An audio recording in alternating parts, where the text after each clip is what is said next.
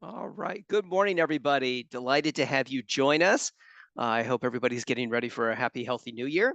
I'm Mark Blattner, President and CEO of the Jewish Federation, and we are doing the fourth of a series of webinars hearing voices from Israel. Today, you're in for a real treat. We have representatives from the American Jewish Joint Distribution Committee, affectionately known as the JDC. The JDC was founded in 1914 and is a leading global Jewish humanitarian organization, helping Jews in over 70 countries around the globe. They help conduct complex rescue operations, aid the world's most vulnerable Jews. They tackle social challenges in Israel, and they help allow Jews to live a life of dignity. For over 100 years, we've partnered with them, and we look forward to continuing it for many, many years to come. So we have two guests with us today from the JDC. I want to introduce both of them, and then following the introduction, we'll hear a presentation from them, and we'll also have the opportunity to ask some questions at the end. So first, I just want to introduce Shawna Dolinka, who is the Director of Strategic Partnerships and a Development Officer at the JDC. Shawna is responsible for developing and nurturing strategic partnerships across the Western United States. She began her work at the JDC in 2015, where she helped implement immersive programs to inspire the next generation of Jewish leaders to see the value of global Jewish responsibility as core to their identities. She has a BA in Global Studies from the University of California in Santa Barbara and an MA in International Community Development from Hebrew University.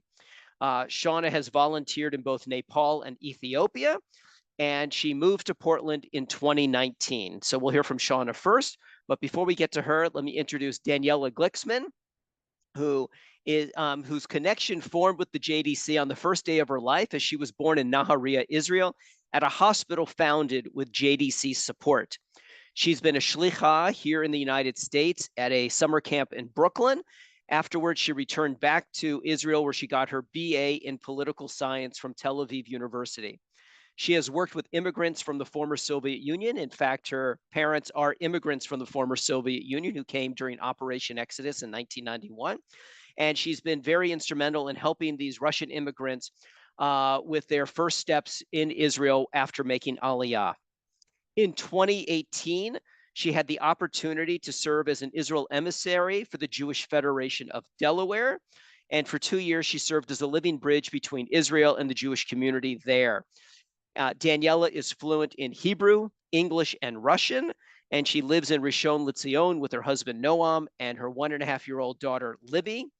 And I think it's really important to mention that Danielle has been a core member of JDC's Israel Emergency Team since the tragedy of October the 7th. So a couple of ground rules. The chat for this webinar has been disabled, so we encourage you to use the Q&A feature on the bottom of your screen to ask any questions you may have, and we'll be able to go through them after the presentations. So let me turn it over to you, Shawna, and thank you, Shawna and Daniella, for joining us today. Thank you, Mark. It's really wonderful to be with you all today. As Mark said, my name is Shawna Dolinka, and I am JDC's representative here in Portland. I just want to say a huge thank you to the Federation for including us in this webinar series and just for their ongoing partnership and support. We really appreciate it and are very proud of this partnership. So as Mark said, JDC has been providing life-saving services for vulnerable Jewish communities for over a century, and we're really referred to as really the Jewish 911. It's a place where Jewish communities in need across the globe can turn to receive support, whether that's in the form of rescue or relief or even Jewish renewal. And as Mark also mentioned, we work in 70 countries, but today we're really going to be focusing in on just one country, which is, of course, Israel. We actually began our work in 1914 in the land of Israel, and we've been continuing to work there since that time. In just a moment, I'll be turning it over to Daniella to really speak about our emergency response.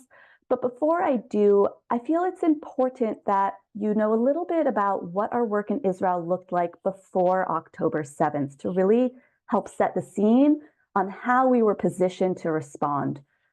So we all know Israel as the startup nation. We're very proud of Israel being the startup nation. But the reality is that that is not the case for everyone in the land of Israel. And our goal at JDC is really to work to uplift those communities who are not benefiting as much from the perks of Israeli society, to make sure that they're able to become part of this strong Israel. And we do this by working with our partners in the government of Israel, as well as the business sector and nonprofits. And so we actually work with a very unique model when it comes to the government of Israel. The way it works is that we will identify a social issue or a gap that is being experienced by a vulnerable community, and we'll then create programming to help meet that need. We'll hold on to those programs for several years to make sure that we are able to really perfect it and that our programs are meeting the needs that we're seeing. And then we'll turn it over to the government, who will take ownership over the program and accelerate it throughout the country. And by doing this, we're really able to meet both the individual needs of the people who are active in our programs, as well as to really help create systematic change throughout the country. The groups that we're working with in Israel, as I mentioned, are vulnerable communities. And that is continuing to be what we do during this time. And Daniella will get into that in more detail. So we're really working to help ensure that regardless of your background or the zip code that you were born into, everyone has opportunity to succeed in Israeli society. Some of the communities that we work with are the elderly, people who are living with disabilities, young children, people living in the periphery, those who are chronically unemployed, and more. So before the war, our programs were able to touch over 1 million Israelis every week. We're incredibly entrenched in Israeli society and really a backbone of social services within the country. So that's everything that we were doing, of course, before October 7th. And now I would love to turn it over to Daniella to really speak about what our response has been since the atrocities of October 7th. Thank you, Shawna. It's wonderful to be here. The circumstances are not as wonderful as one would hope. Sorry, my video is off. I just realized that, so I turned it on. Hello. So Shawna told you about JDC's work in general and about how uniquely positioned we are in Israel.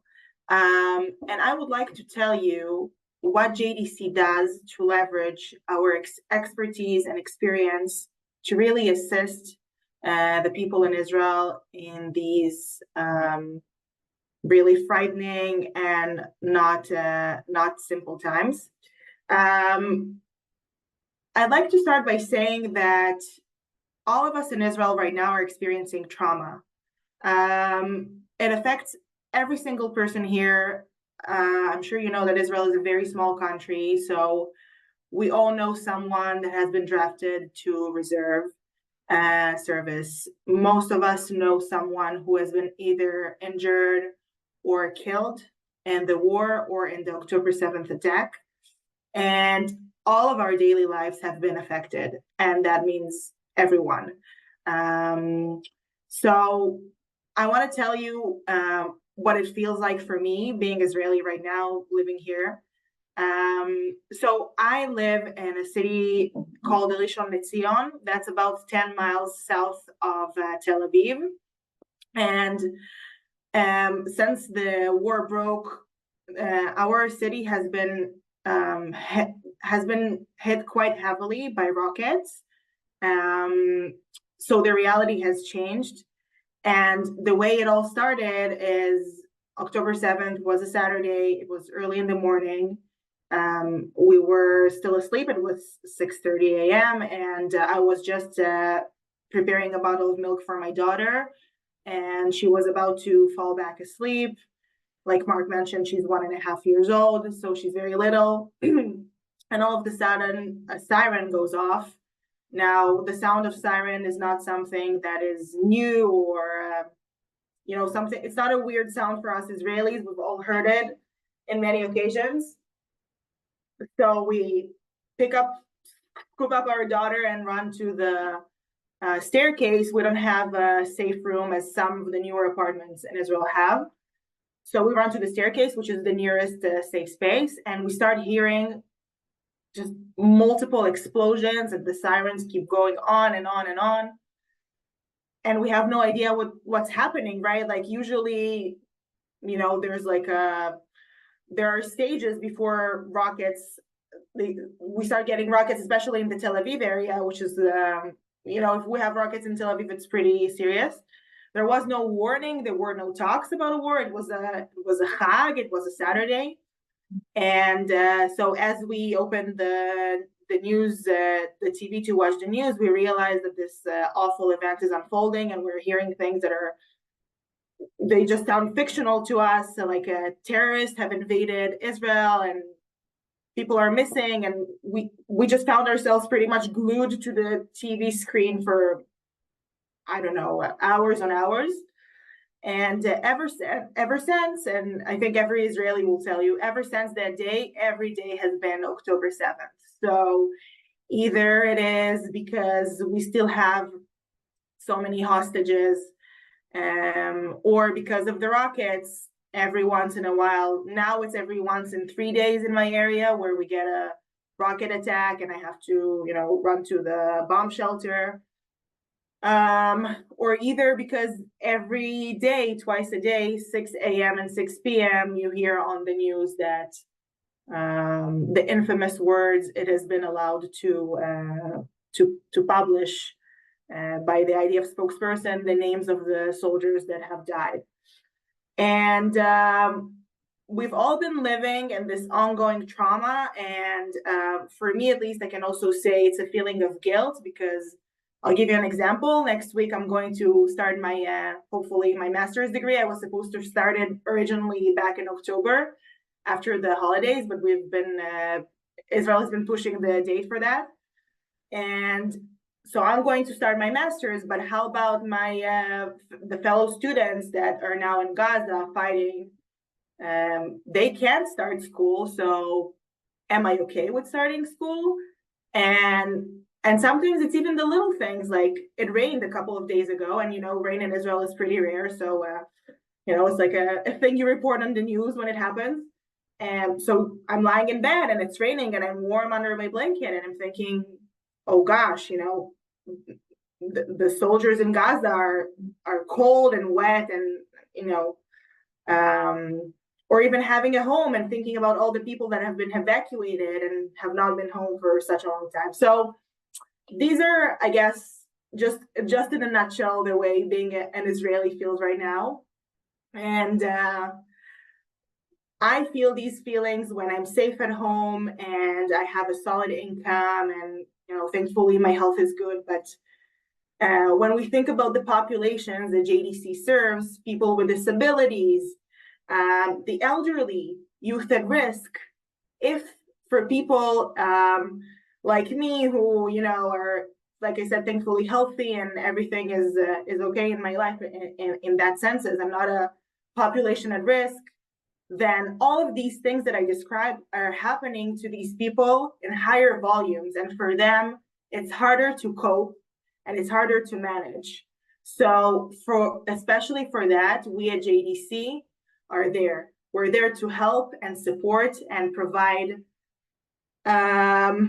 safety and guidance to the hardest hit populations in Israel and the at-risk populations in Israel.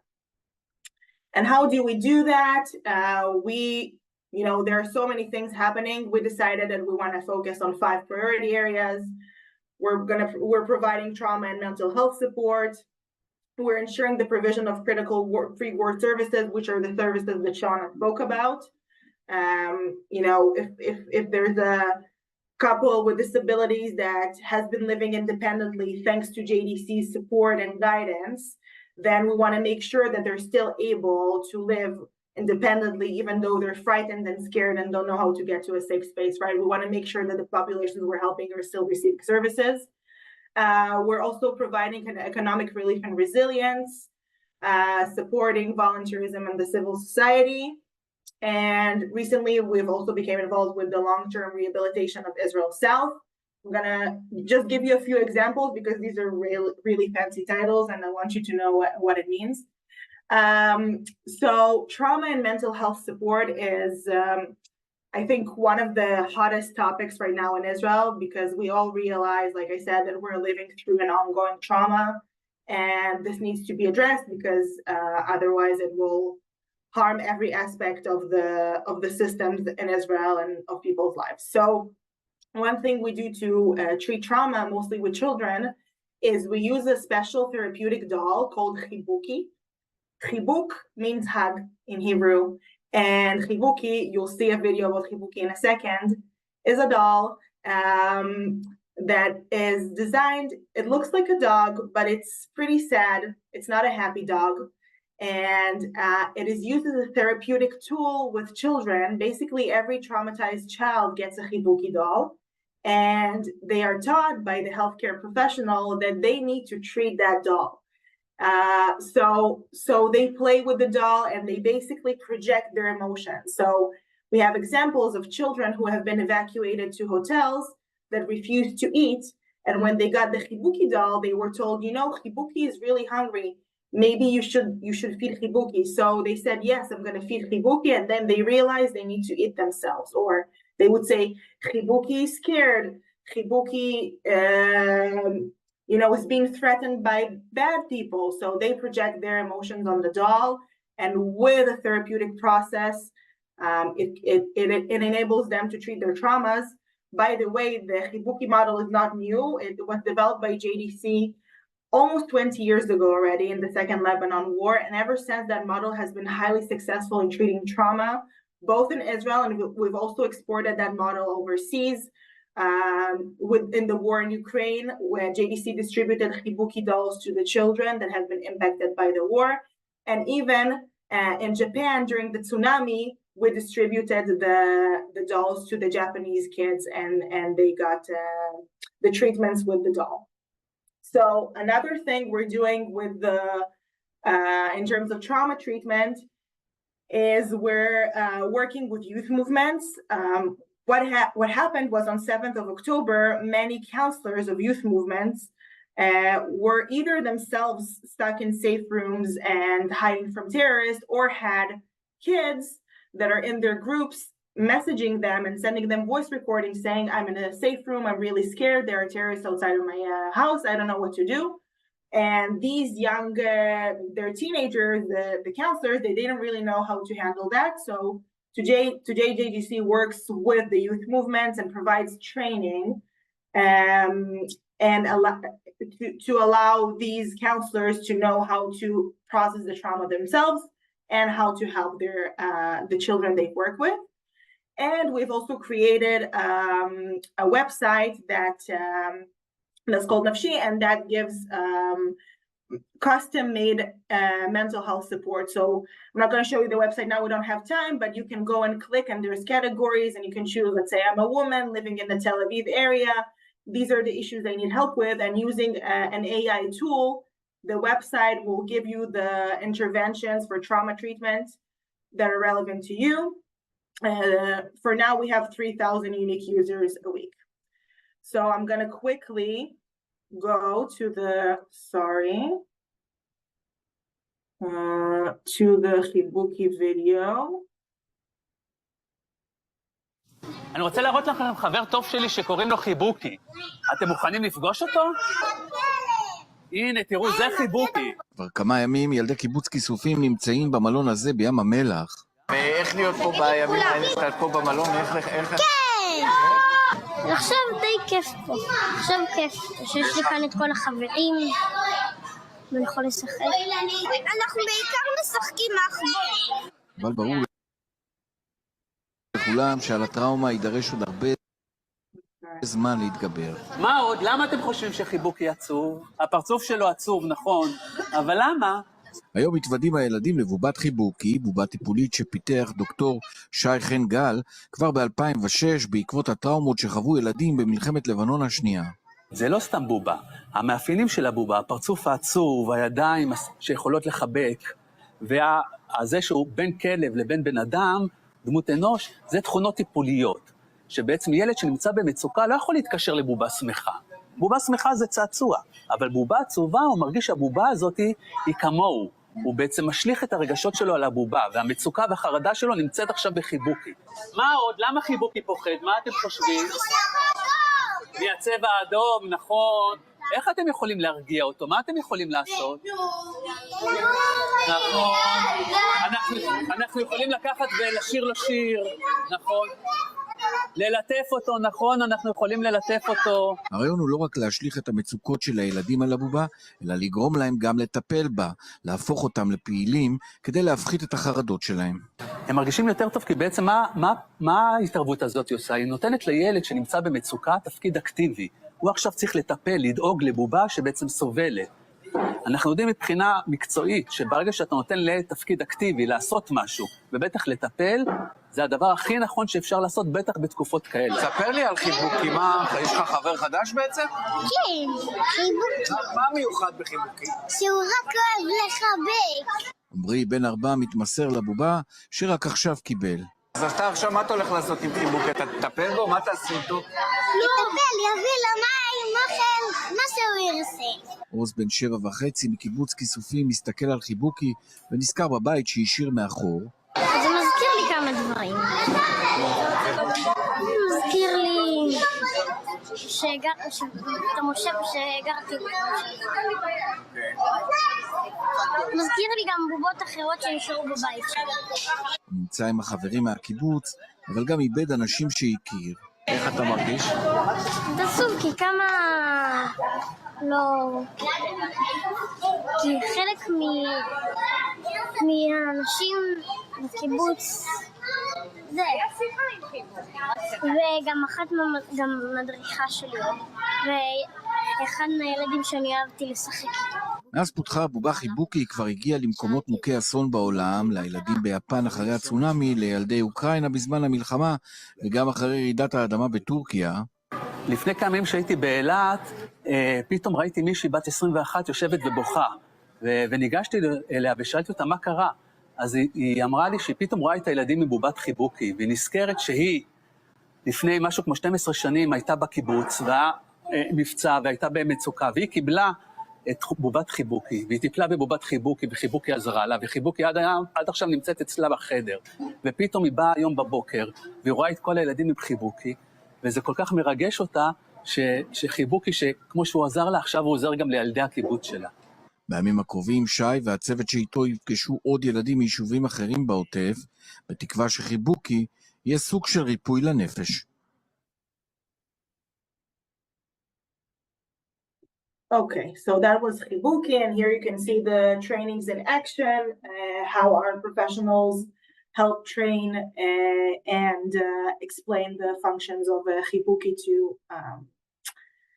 the children. So next thing, which is really cool that we're doing in terms of therapy for youth. As you know, many people have been evacuated out of their homes and can't return. And JDC partners with different municipalities and organizations to create opportunities for therapy.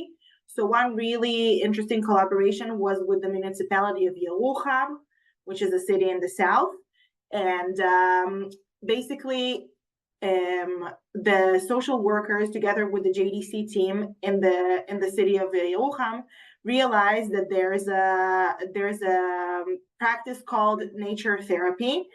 And the idea behind it is that when you go to the nature and engage in challenging activities, and you're able to successfully deal with these challenges, you are actually dealing with your own internal trauma. So the pictures you're seeing here are of children or the youth that was evacuated and has been engaging in different kinds of activities like rock climbing and stepping and various other activities.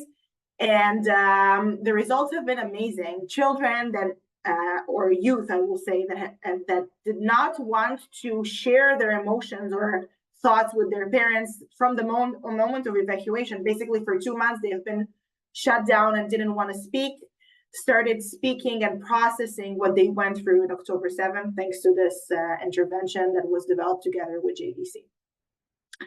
Okay, so we saw a video about the Dead Sea, about Kibuki in the Dead Sea, but I want to talk about what else is happening there, because one of the most central areas to which people have been evacuated is the Dead Sea. And you see here, for those of you who have been to Israel, you know that the Dead Sea is a really nice, relaxed area. Here's a picturesque picture of the Dead Sea. But it's an area for leisure. It's a strip with hotels. They have a spa. There's a beach. How can one live there for months without an education system, without a healthcare system, without all of the components that are part of our lives? So to that question, JDC found answers. And one of the big things that we did was to help set up an education system in the Dead Sea. Again, this is a strip, no hotels, and you have tens of thousands of children evacuated to these hotels. Their parents are coping with trauma, the children are coping with trauma, and all they need is a sense of normalcy. So this right here are two hotels, and right in the middle, you see the beginning of the infrastructure to form a school. These are the names of the kibbutzim that now live in these hotels. So basically, a few weeks, so JDC was there on the ground right on October 8th as the evacuees started coming to the hotels and understanding what the needs are. And really quickly, we understood that we need an education system in place. So within weeks, we helped set up and build a portable school. This is it. This is the area that I just showed you. It really looks, if I wouldn't have told you all of that, you would have thought that this is just a regular school. But this has been set up in the Dead Sea. And now the children of the kibbutzim and of the cities that have been evacuated to the Dead Sea have a sense of normalcy, and they can go to the schools. Now, it's not simple because we needed to help recruit staff, and unfortunately, a lot of the staff was murdered on October 7th. So getting the professionals, training them to work with the children, training them to deal with dilemmas that are almost unthinkable. So just an example, when recently we had a release of hostages, many children have been released. So a teacher in a class had 2 kidnapped children. One child returned, but for the other child, her sister did not return. So how do you deal with welcoming a child that came back from captivity while you knowing that other pupil in your class has a sibling that is still in Hamas captivity? These are real dilemmas. I don't know if we have educators listening now, but think about it. These are not things that teachers are ever trained to cope with. So JDC is there in the picture to really not only create the physical infrastructure, but also to help with the guidance. And of course, it's really important to note that we're partnering with the Ministry of Education. JDC works closely with the government, and our goal is to set up the infrastructure and then let the ministry run the program and the schooling. So it's now all set up. This is the first day of school, a sense of normalcy, singing songs, and all of that. And one more thing that we're doing in the hotels right now, Shawna mentioned the elderly. So we have elderly people who have been evacuated to the hotels. They have been completely pulled from their routine. And what we realize is that many of them develop patterns of anxiety and tendency to depression. They did not want to leave their rooms in the hotels in the beginning.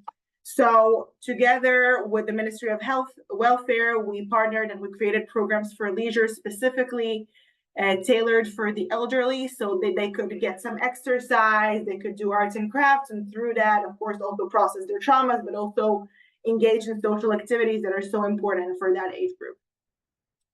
Okay, so this was the aspect of the hotels. Now quickly moving to the economic relief and resilience. JDC is also there to support the most vulnerable populations. So we have been, early on in the war, we distributed vouchers for food for families that we knew are at risk and are economically impacted. I'd like to remind you, or maybe spotlight an issue that some of the families lost their jobs some of the bread bringers, because they either were evacuated, so they can't work in the physical locations of their work, or some workplaces have been shut down because it's not safe to work in. So many people just lost their jobs and couldn't provide. So JDC provided vouchers and food, and we also assisted farms in need. So the farming industry, actually just today, I was at a farm in the south, approximately 20 miles from the border with Gaza. And the farmers there say that this is the hardest hit that the farming industry has suffered since the beginning of the state of Israel. Was the hardest hit ever, because 2/3 of the employees in the agriculture are no longer working. We're talking about foreign workers from Thailand. Many of them were kidnapped, and a lot of them returned back to Thailand. And some of the employees came from were Palestinians, and they can't come into Israel because of the situation. So the agriculture is suffering badly. Now, in the beginning, they just needed working hands to help pick up the crops. And so JDC was there to support, and we partnered with several organizations on the ground and helped send volunteers and coordinate volunteering in farms. And today, the farmers told me that it was like a breath of air for them, because if it wasn't for these volunteers, no one could have collected these crops. And they also said something really beautiful. They said that farming and agriculture in Israel is, to them, Zionism at its best, because you work the land you love so much, and it really hurts to see that industry that they've invested so much in getting such a hard hit. And of course, JDC was there to assist. I would have showed you a video. We don't have time for that. So I encourage you to all visit the JDC YouTube page if you'd like, because there's a lot of really, really interesting resources there. I'm going to skip to the next part, volunteerism. A really, really amazing trend that has happened in Israel has been that since October 7th, the people just decided to volunteer and, do whatever they can do to help each other. And JDC was very attuned to that trend, and we allowed to facilitate volunteering, like the example I gave with the agriculture, but also we helped facilitate many other volunteerings, like cooking food for evacuees,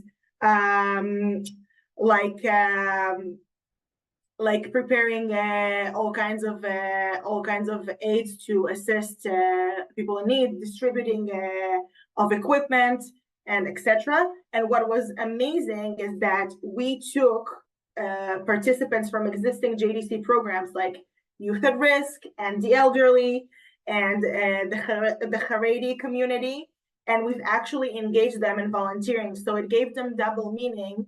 Think what it means for a young adult at risk to be able to prepare a meal for an evacuee, how empowering it is, or for someone who's an older adult to be able to meet with evacuees and speak to them. So that's something really important that JDC did. Here are some pictures and some examples of the things we did. So like you see, preparing food, distributing food, and ultra-Orthodox volunteering. Okay, so the one last thing I want to talk about is the long-term rehabilitation of Israel South. Now, JDC, like we've mentioned before, has a very strategic role in how we're positioned in Israel. Since we work closely with the government, we're able to help with strategies for the long run. And out of that thought, JDC identified 3 cities in the south of Israel that have been hit the hardest and that needed assistance in rebuilding the communities. Now, why did we choose cities and not kibbutzim?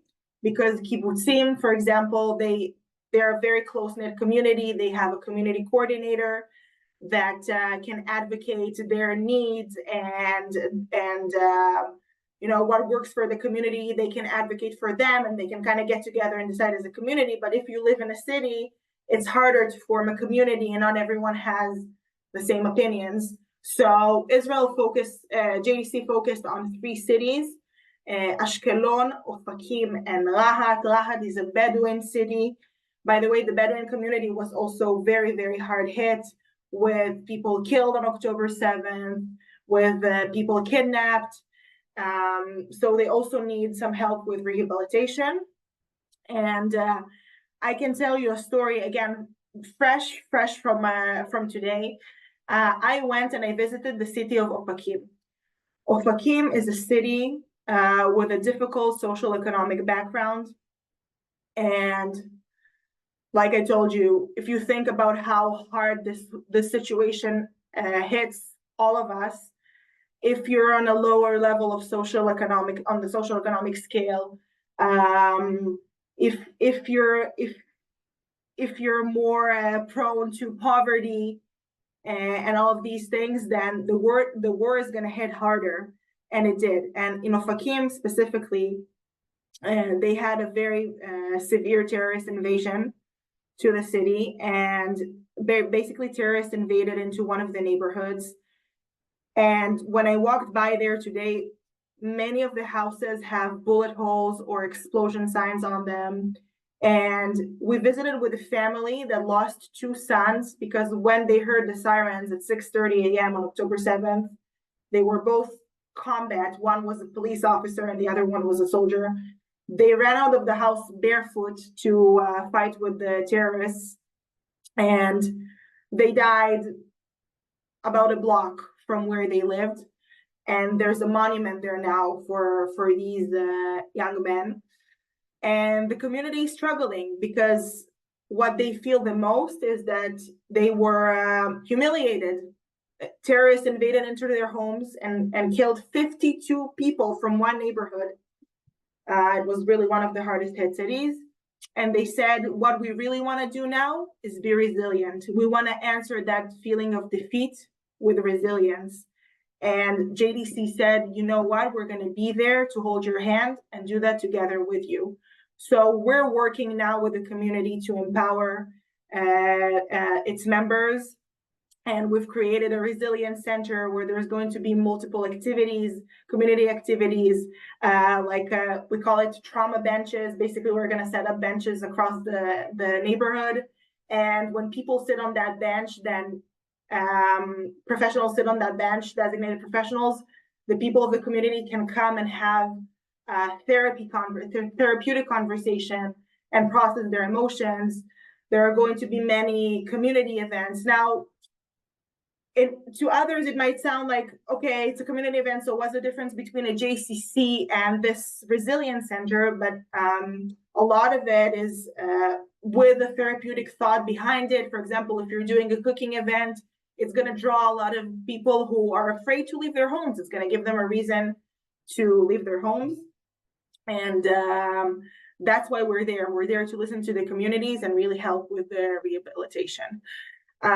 So thank you so much for allowing me to share our work. And I'd like to also thank the Portland Federation for your kind support and partnership with JDC. And I guess now it's going to be the time to open the floor for questions. So thank you very much. All right. Thank you, Daniella. And also thank you, Shawna, for the introduction.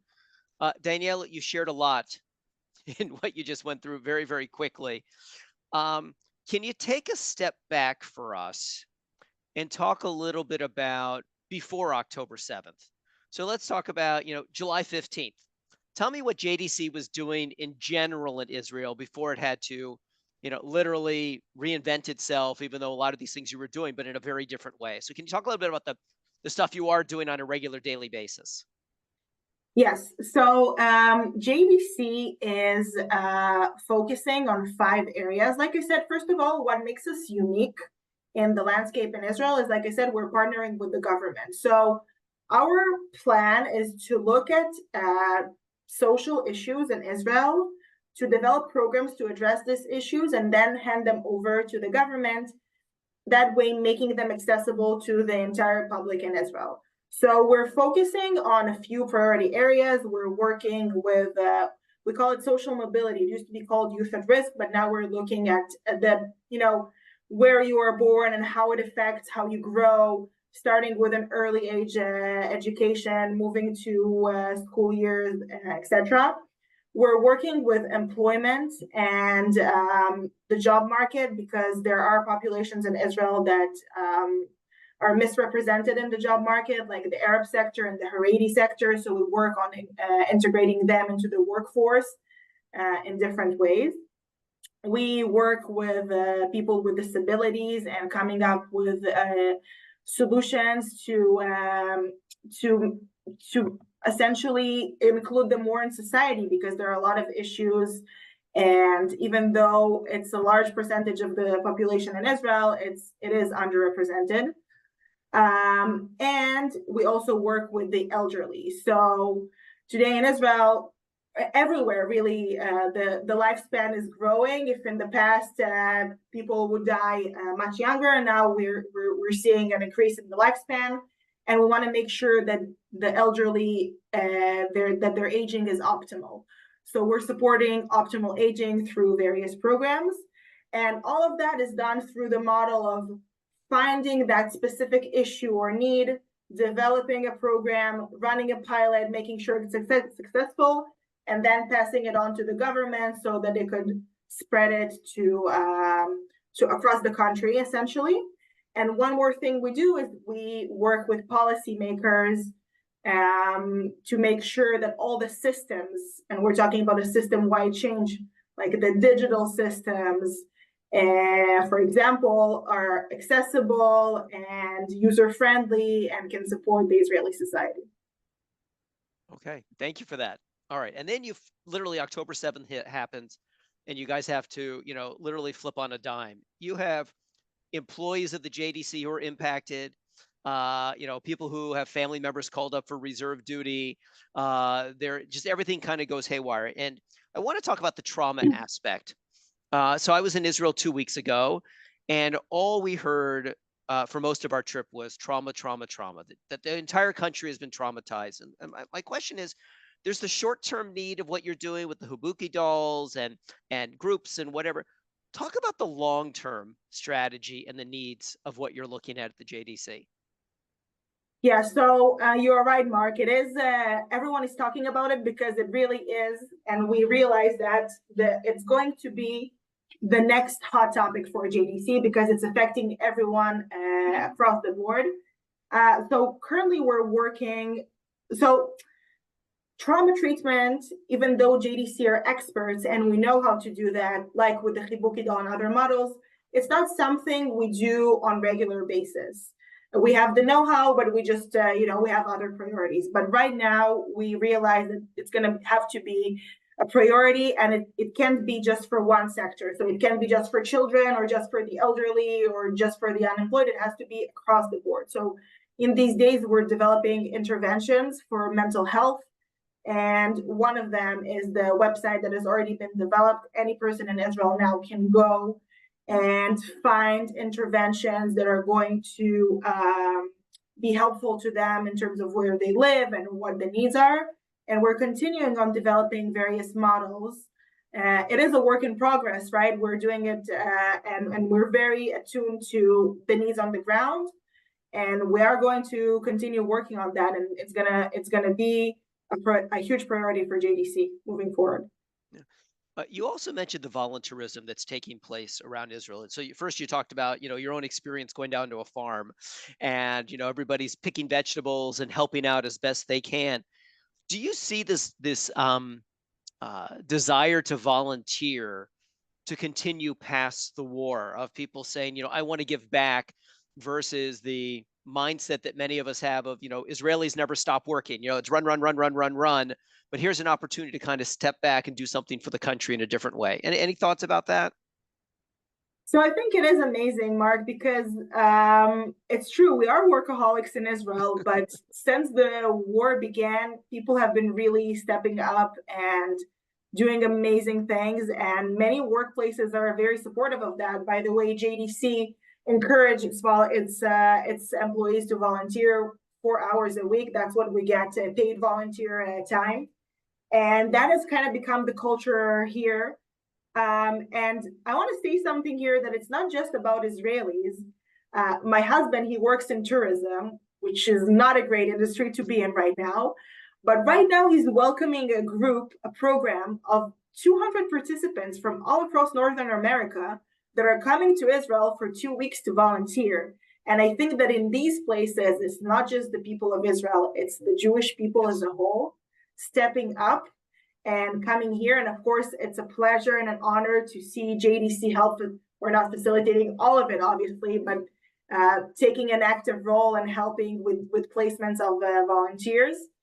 And yeah, I think it's our mission right now, and I think it says a lot about us as people and as a country that we're able to step outside of the comfort zone and go, I never planted a lettuce, but I did it today. It was actually pretty cool.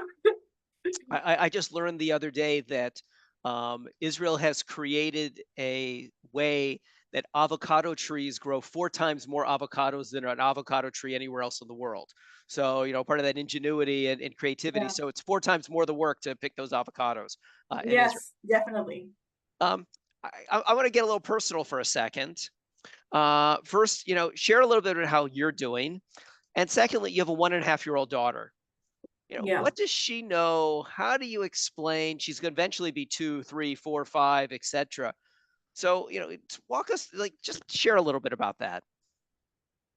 That's a very big question. So about how I'm doing today was a very emotional day because I was driving on the road in the areas near Gaza, and you drive in these areas and it's like heaven on earth. It's so green and so peaceful, and it rained a little bit, so there was a rainbow. It was really, really picturesque, and you just think about what we've been through and that awful attack, and it's like destruction in paradise. Really, that's what it feels like. So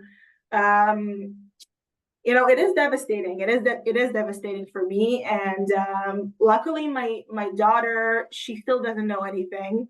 She's very friendly, so when we go to the staircase, she's actually excited to have the siren because she gets to see all the neighbors. She gets to dance, and they clap, and so she's really excited. But something that came to me as a native Israeli was that, I'm 30 and I've lived through so many wars here already. And it just became, for me, it's okay because it's me, I'm used to it, but I'm now raising the next generation. And of course, we're all so much more sensitive when it comes to our children. It's scary. I don't have an answer. I guess I'm leaving you with a question to your question, because really, I don't know what it will feel like to raise children here, and I think it's scary. It really is scary. There's no answer, and this is the reality of life here. Having said that, and I can compare to living in America, I feel much safer here when there's no war, because I learned that in America there are neighborhoods that you can't go into, right? It's a little bit scary, and crime and all of that, which is not something you would experience here in Israel. So when it's quiet, it really is quiet and peaceful. But when these kinds of things happen, it really is devastating and scary. So I'm gonna. So thank you for sharing that. Thank you. Let me ask you an open-ended question that you can interpret however you want. Okay, and you can answer it in a variety of ways. What does success look like to you? To me. And it could be about anything. It could be about your work. It could be about the war. It could be about, your daughter. Tell me, what does success look like to you? Success. So I do want to talk about the Jewish people a little bit, because I feel like, well, I'm a Jewish professional. We kind of talked about it before. That's how I see my path in my career in the future. So to me, a success is my professional success is kind of connected to the success of the Jewish people as a whole.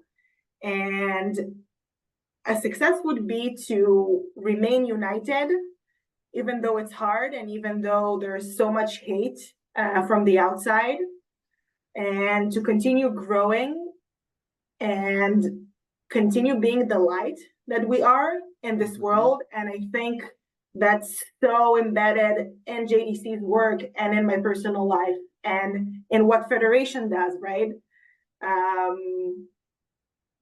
I don't know, I guess I'm really consumed with thoughts about that right now, because I know you also don't have it easy overseas, and I think a lot about what you are going through too. So I just want to send out a message of unity and strength to all of us.